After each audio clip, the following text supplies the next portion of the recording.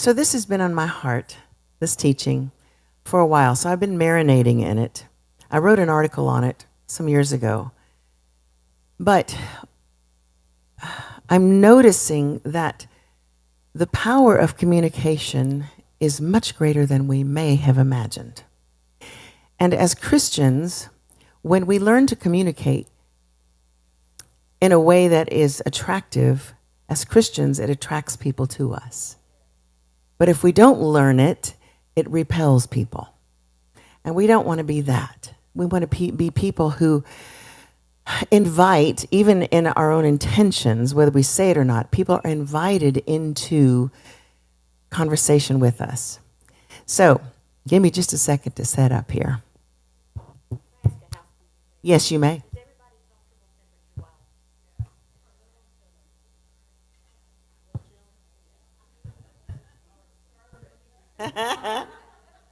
Thank you, Linda.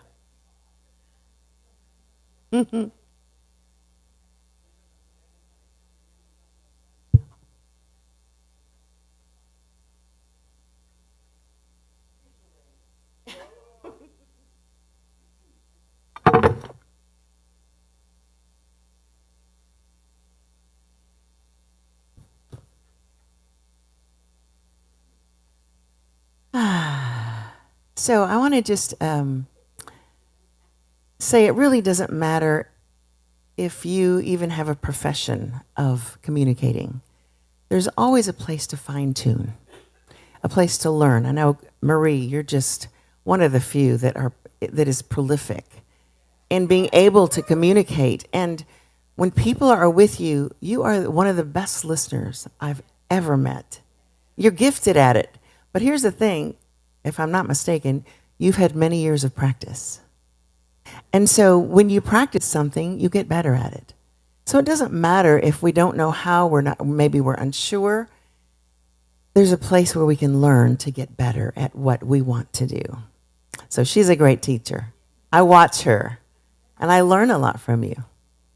So the art of conversation. Let's just start from the beginning, shall we? In the beginning, God created the universe by the spoken word. Words are important. We've been hearing that over and over again. The power of words, the importance of them, life or death.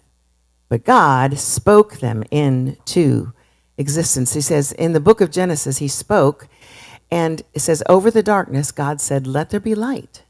And there was light.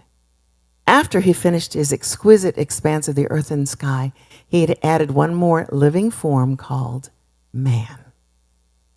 Now, this is where we're going to see God's intention. Adam and Eve were created to have friendship with God. And he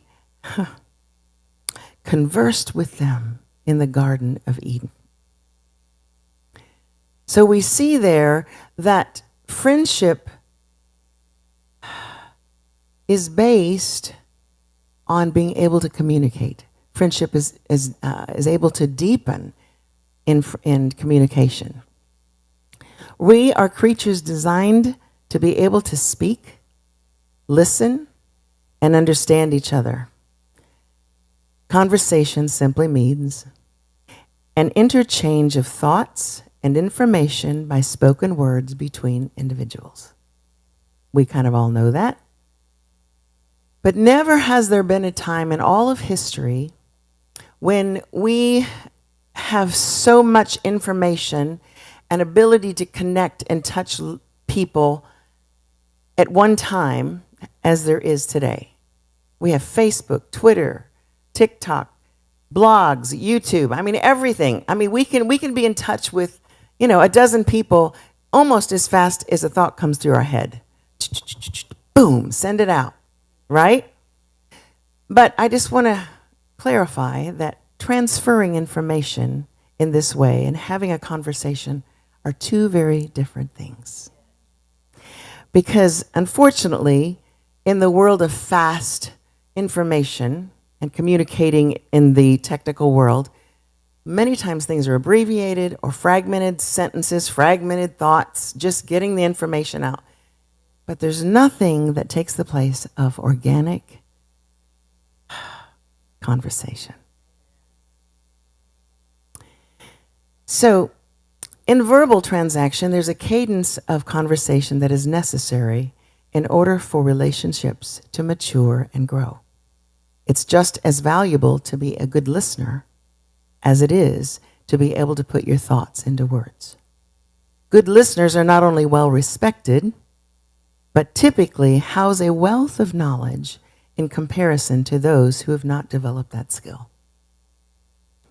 My father used to say, if you'll just stop talking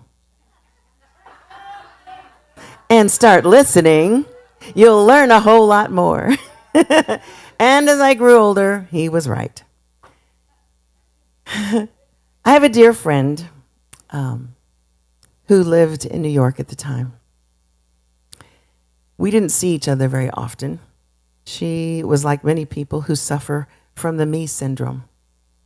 Every time we'd get together, her wall of words pelted me like a machine gun as I listened to the endless details of her life.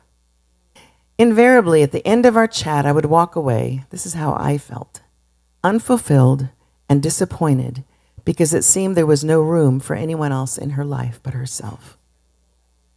I had once again been little more than a muzzled sounding board. One day I received an email from her. This was her realization and commentary from her side of our story, in which she refers to me as the interviewer. This is what she wrote. Some people have the interview down to an art form. My friend and I were more than acquaintances by now. She's talking about me. And I thought our initial interview was over, but she was a cryptographer of the heart. Each time our visit together was up, I'd feel the sting of embarrassment when I'd realize that our conversation revolved exclusively around me. How could I be so stupid, so full of myself, so insensitive to another? All the bad me thoughts flooded my mind until I could stand it no longer. And she says, no longer will I fall prey to such one-sided conversations. Then it occurred to me, is my interviewer friend feeling left out? I was. Feeling unloved? Yeah, a little bit. An unrequited conversationalist? Yeah. The next time we met, she said, I asked her why she never told me about her life when we got together. She hesitated and then simply responded, well, you never asked me. Admittedly, it took me by surprise. I felt awkward, and for the first time, without words. After regrouping, I was able to manage some questions of my own. Of course, I'd find myself steering the conversations back toward myself now and again. But then I'd get back on course and resume the interview. It was a hard lesson learned. The manager of the heart, sensitive, people-loving friend is dear to me. I would never want her to think she is misunderstood or that her best quality lies only in the questions she asks about my life, or that she is only loved for the feel-good element she brings to our friendship.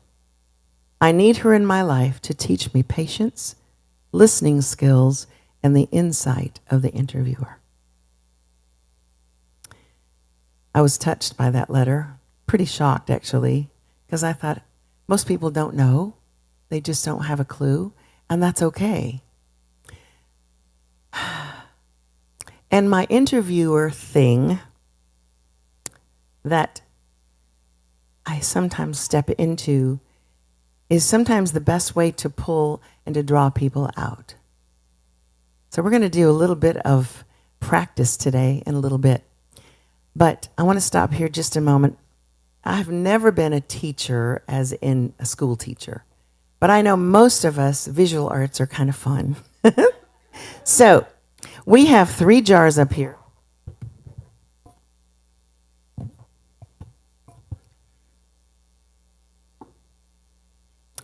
And so we're going to make believe and pretend a conversation. So let's say this jar is Connie. This is Connie's jar. And all these thousands and thousands of grains of sand in here are her 1,000 words. Let's say 10,000 words. Aren't ladies supposed to have 10,000 words, right? So, and if you don't get your 10,000 words, sometimes you want to talk more, and then you start talking to yourself. I don't know. How Sissy, she talks to herself. We all do. Okay. Now, this is Linda. Linda's purple. Shall we all perfect? Yeah, she's nearly that too. So here they decide to meet for lunch. They only have an hour, maybe an hour and a half.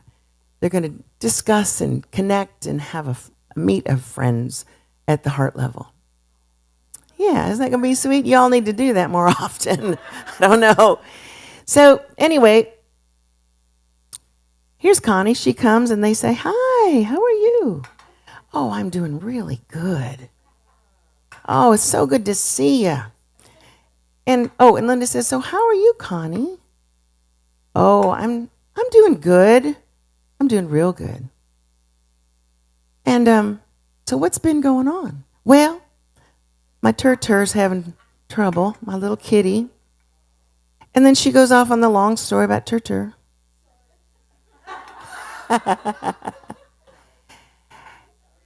Yeah, no sorries. And then we talk about Ken, what he's working on. Oh, and then the neighbor came over and he brought vegetables. Yeah. And then she watered and mowed the lawn last week. Oh, and there's a new kitty in the neighborhood. Oh, and the chickens come over, and she's really upset that the chickens didn't get water recently.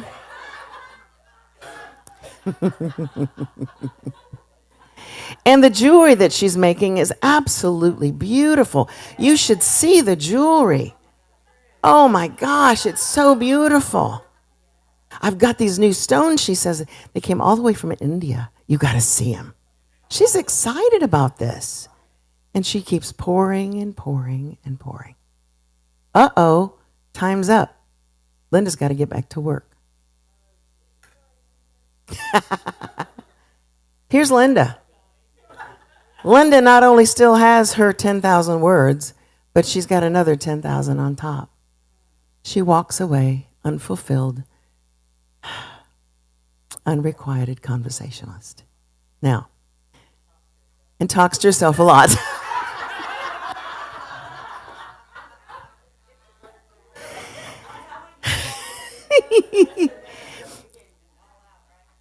So one-sided conversations just don't work.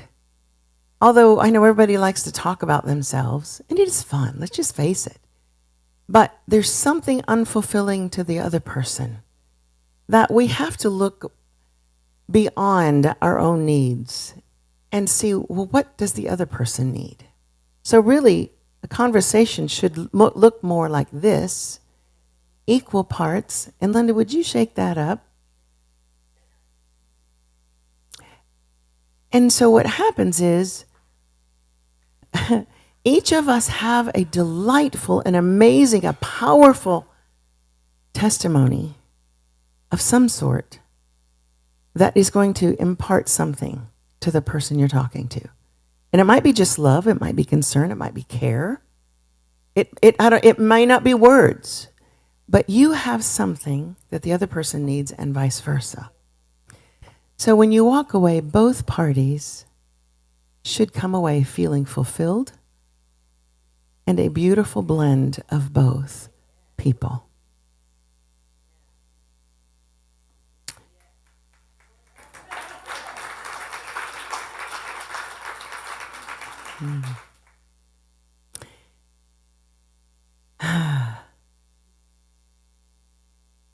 There's something called conversational narcissism. And that's where people talk about themselves all the time. Their world is the most important. I understand that. But Charles Derber, in his book, says conversational narcissism is a term used in his book called The Pursuit of Attention, Power, and Ego in Everyday Life. The social support system in America, this is what he said, is relatively weak, and this leads people to compete mightily for attention. So, y'all, that's why they're doing it. In social situations, they tend to steer the conversations away from others and toward themselves. Conversational narcissism is the key manifestation of dominant attention getting psychology and generally occurs in informal conversations, whether it's family or friends. So what do we do? How do we begin to look at conversation differently? And you might be an amazing conversationalist. You might be an amazing listener. But sometimes we run into people who need a little help with conversational narcissism. So how do we deal with that? First of all, let's look at what a healthy conversation should look like. First of all, when you're speaking, look at people in the eyes. Eye contact conveys confidence, sincerity, and it holds the attention of the listener. Secondly, as you develop your story or thought, it's important to edit the facts as you go. Few people have the capacity to endure a mountain of intricate details. For example, don't strain on the fact something like, well, was it 10 o'clock or 10:05? Or was it Wednesday or Thursday? And you spend time trying to figure it out. I can promise you nobody cares. Nobody cares but you. So move on past those and edit as you go. Now, there's two kinds of conversationalists, a storyteller and an interviewer/listener. A storyteller, if you're telling the story, when you hold the floor, now that's what we call it, or we call it holding court, holding the floor. You know, when you're in a group of people and there might be 6, 8 people at the table and there's one person who's holding court. And nobody else can really get a word in edgewise because they are so loudly thinking their thoughts out loud that you can't really even engage in a conversation with the person next to you. So we call those moments holding the floor. But it's important for us to realize holding the floor for more than 5 minutes is monopolizing time. Now, it's one thing if you're one-on-one and you're trying to work through a story, and there's grace for that. But in a group setting, it's really important for us to. That's why we have the 5-minute. Oh, you got it. It's because I think most people don't realize, honestly, how long they talk. When they get caught up in their story, it could be 5 minutes, it could be 50.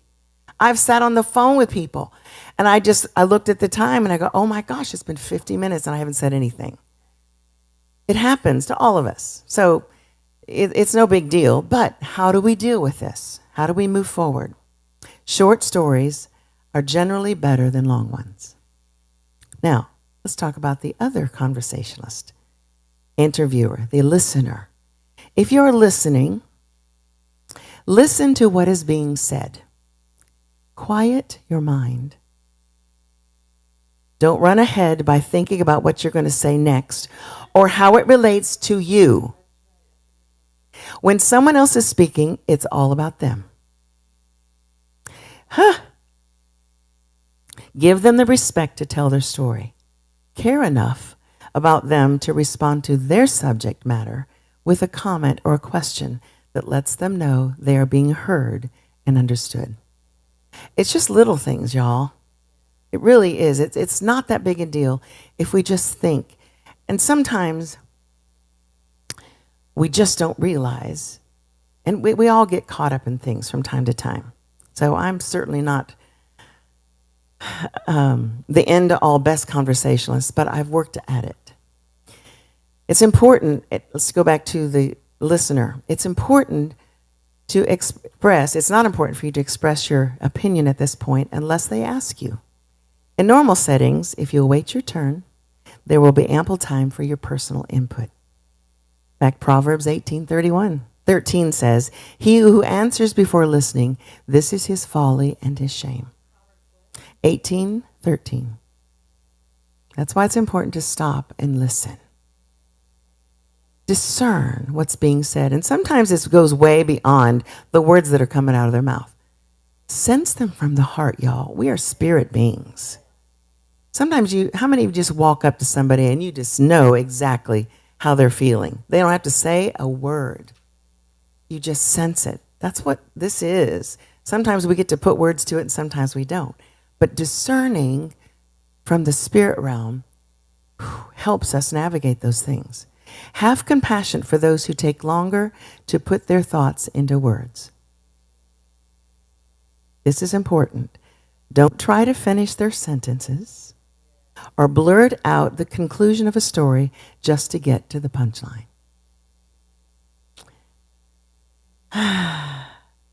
Carl used to do that a lot to me. Yes, he is a very impatient listener. He's like, hurry up, get to the point, get the point. So anyway, everybody works through it. It's no big deal. Yes.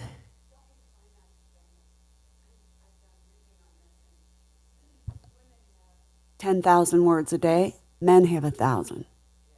So they don't care about the long story. Yeah. And when they get together, they don't communicate that way either. So you're talking about more like a woman's style than you are a men's style. Yeah. But I will have to tell you that I will have to say, my husband has 10,000 words. He loves to talk, and he processes out loud. So I'm listening to him a lot. And not all men are like that, but you're right, typically. You too, Sherry. I know. We got to love him, don't we? And you know what? I think just talking through those things help. Because I just had to sit down and go, honey, it hurts my feelings when you don't listen. And I'm not a detail person. I don't like details. They wear me out, seriously. So I'm one of those people. So I know I don't do a lot of talking at home. So when I do have something to say, I want him to listen and be patient. But that's a learned thing too. We have to be patient with each other. So what should be the topic of our conversations, you guys? Recently, I spoke on the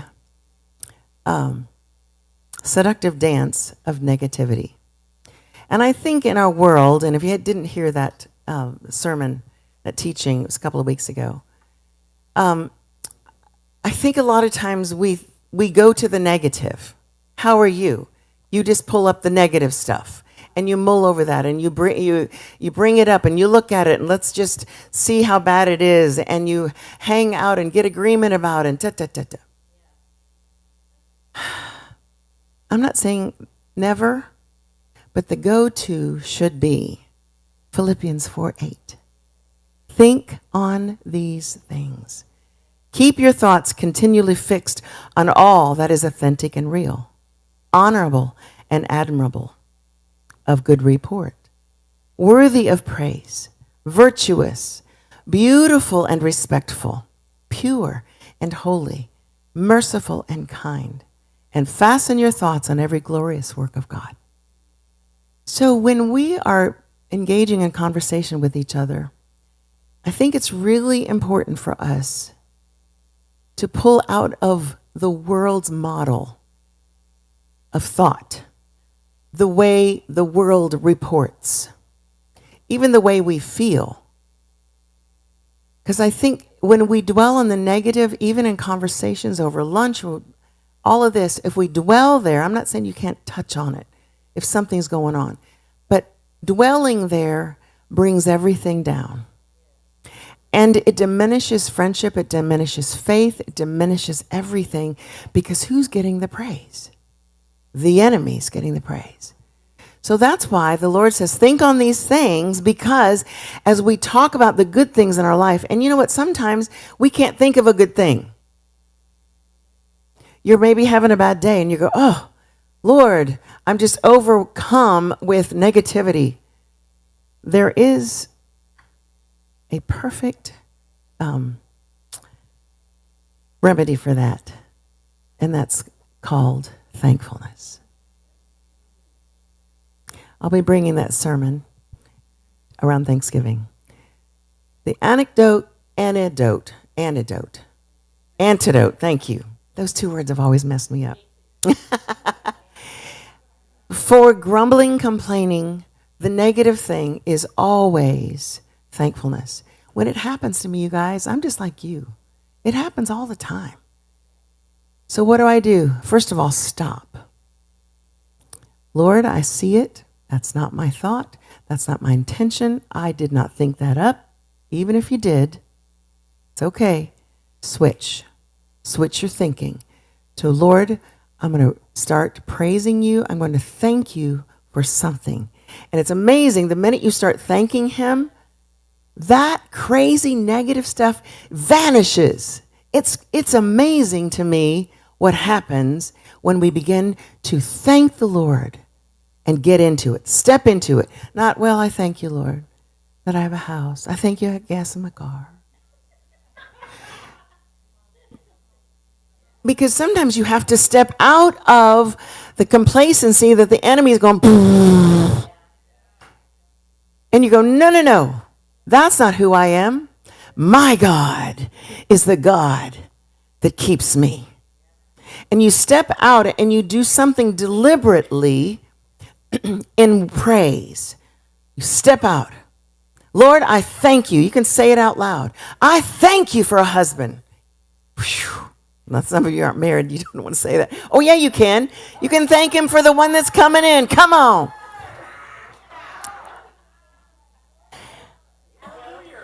I thank you that he's not perfect, but he's getting better. I thank you that we have a church. I thank you for whatever it is. Literally, say out loud, step into it. You will see your attitude change. You will see everything change. Everything. I'm telling you guys, everything change when you begin to step into thankfulness. Every time. That's right. In general conversation, your responses and comments should be always gracious and encouraging.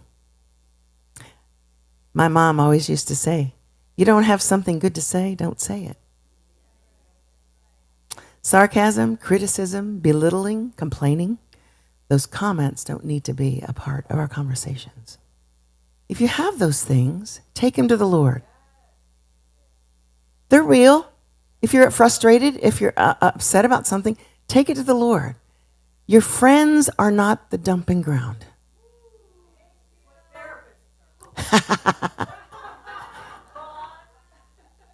I'm serious.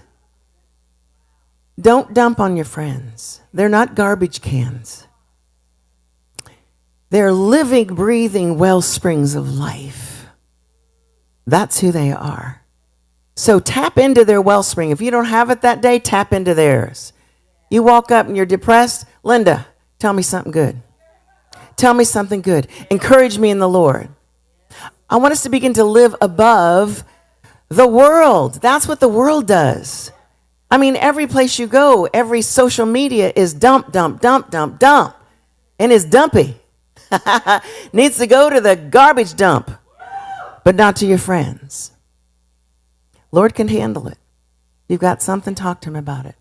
Seriously. Now, there's one thing.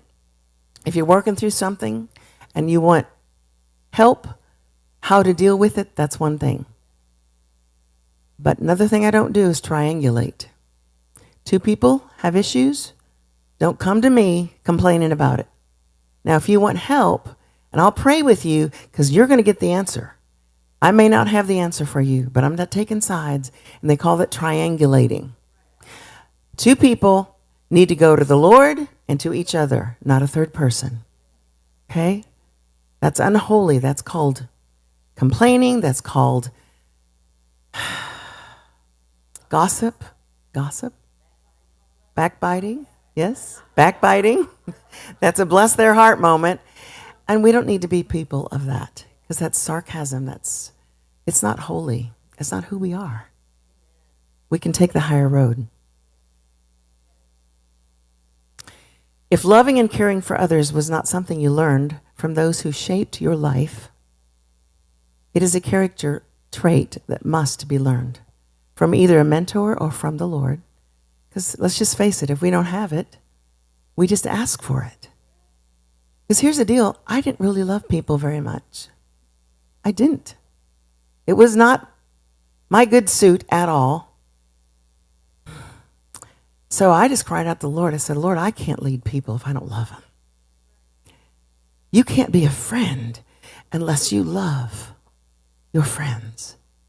So I ask, and the Lord's been doing a marvelous, marvelous change in my heart. I love you. I think about you. I pray about you. I lift you up, and sometimes I don't even have a clue what's going on. You come, your face comes to me, and I pray for you in the middle of the night. That's God. That isn't anything I did.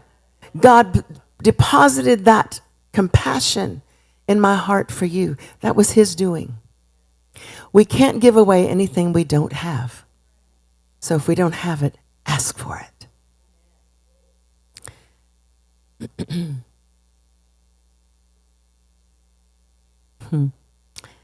One last story. I received a text from somebody who goes to church here. And I was really pretty surprised. And like I said, I'm by no means an expert conversationalist, but this is what this person said. Dear Leann and Joseph, in the 3 years we've been at the well, the two of you have asked me the best questions. Questions that require thoughtful responses. And you know how to shut up and listen. Oh, wow. He says, the art of inquiry, curiosity, and interest. Simply as they are, these have become painfully rare, vanishing, and invaluable qualities in our culture. You two make an obvious effort to maintain these qualities. I want to let you know that I notice. It makes me feel seen and valued. I appreciate it. Thank you. We have no idea how much it means to people when we just extend a little love, a little grace, a word of encouragement. Maybe it's just, you look awesome today. I want to tell you this. Sometimes I come to church, and I'll just be vulnerable here. Sometimes I just feel awful. I don't feel pretty. I feel just one of those days. And I know we all have those. But one of you, somewhere along the line, will come up and say, Leann, you look so pretty today. You have no idea what that does to me. That's just a simple thing. So I just want to encourage you, be that spontaneous. Be that encouraging, that compassionate for the other person. Because it might be just the word that pulls them out of a little onslaught of the enemy. That's how powerful we are. One last thing. Finally, at our house, computers and phones are not allowed at the dinner table. We turn off ringers. We even turn the answer machine down or off, or no, probably down. You do that at your house a long time, many times, Mom. But it's important for us, unless somebody is waiting for an emergency call or for work or blah, blah, blah, it's important that we take the time and the effort to give to those who have assembled, even if it's family. Peggy Post, Emily Post's granddaughter, in her book called Etiquette, she confirms that talking or texting on the phone at the dinner table is a no-no. She says, turn it off. Give your companions who are present the attention they deserve. Communicating with each other over coffee, around a fireplace, over a glass of wine. We all have our ways, our special moments. There's nothing that can take the place of a face-to-face conversation, which is connecting to another person with intentional concern. It's in those uncapturable moments that we learn to use language to explore limitless ideas, hopes, and dreams. And I just want to say, dare to try it. Learning to be a great selfless communicator will become your most valuable asset in life. It will be the component that builds your relationship with God and with people. As living, breathing human beings, it's one of the greatest gifts we can give each other. Now, I've talked about how we communicate with each other. We're learning. Part of that is listening. I also think this goes deeper than this into the spirit, because if we're not good listeners, our relationship and our communication with Father God is probably waning, because if we're the talker, we love to talk. God's going, okay, I got that. Okay. I got something to say to you, but I can't. So I just want to encourage us. Let's work at improving the skill of listening and communicating with each other, because I think it's going to have an impact on the way we listen and communicate with our Father. Isn't that awesome? So I wouldn't leave us without an activation. That would never be fun. So can we, we want each of us to have one person to, is there a question? Sorry. Yes.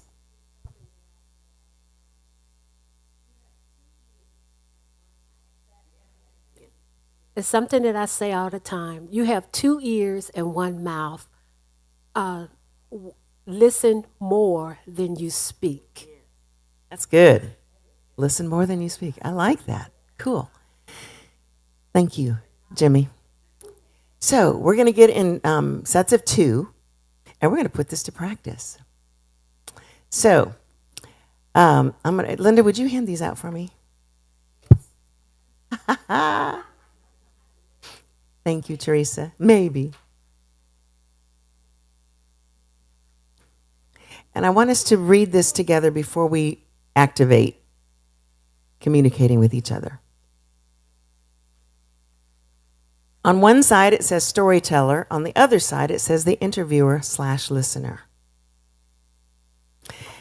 And while you're passing those out, Debbie, you said today, I know you're a professional in some of these things we're talking about today, but you said, I don't know how to small talk, and I don't enjoy it.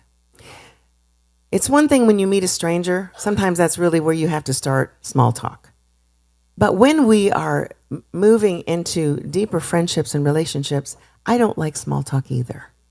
But sometimes it's a shoe in, it's a step in. How are you today? Or, and sometimes people don't want to answer that question, it's oddly enough. Or they're not used to somebody wanting really to know the answer to that question. So let's look at the storyteller. Let's read that together. Points to remember when responding to a question or telling a story. If a question was asked, respond to the question before moving on. You know, many times you ask a question and they don't really want to answer the question. They just want to tell you what they want to say. And go, wait. But wait, can you answer the question? You know, kindly. Secondly, respond with something that will ultimately leave your listener feeling encouraged and refreshed. And we already said this. Never use your listener as a dumping ground or a venting session. Number 3, be intentional. Look at the person when you speak to them. Number 4, keep your response brief and to the point. Control your thoughts. If the interviewer is interested in more details, they will ask. Be mindful of the time, the next one, 5 minutes or less. When you've reached 5 minutes, this is really important, you guys. Volley the conversation back to the other person and resume the side of the conversation as the interviewer and the listener. That's really important. Learning points. This exercise is to learn to edit your conversation. Number 2, become skilled at telling highlights of your story. Number 3, keep it positive. All right, so flip your page over. Suggested questions to ask, and we're going to do this today. And you don't have to ask these, but something that will get the storyteller, give them a clue of what you would like to hear. How are you? What's been going on in your life? What do you most enjoy doing in this time of your life? What are you looking forward to? And if you are sitting next to somebody that you've been friends for a long time, you may know most of those answers. And Carl and I will do this with each other occasionally. Tell me something I don't know about you. I've known him for 40 years. And so we'll think, and it's really kind of fun. Going, you have never mentioned that. And so there's a way to get to know even your best friends to a deeper level when you ask questions like that. They may tell you something like a memory or a desire or dream or a hope or a goal. And lastly, how can I pray for you? Pointers that may help. Remember to listen to engage what they are saying. Step into their story. Forget yourself and how their story might relate to you. Care. Care, care, care. Y'all, I'm just going to stop right there. Care about someone other than yourself. Care to listen. Care solely about them as they are talking, as they're speaking. Learning points. This exercise is not about how you will respond to what they say. So as you're listening, because a lot of times we'll do that. We'll run ahead and how should I respond? How does it relate to me? Remember we said quiet your mind and listen. So it's not about you and what you're going to say because you're not going to respond today. After we finish this, it'll be a 10-minute exercise. Then we can dismiss and you can continue the conversation however you want to. It is simply to learn to listen without personal interjection. Note to self, all those involved in a conversation should walk away feeling loved, encouraged, valued, and heard. Isn't that fun?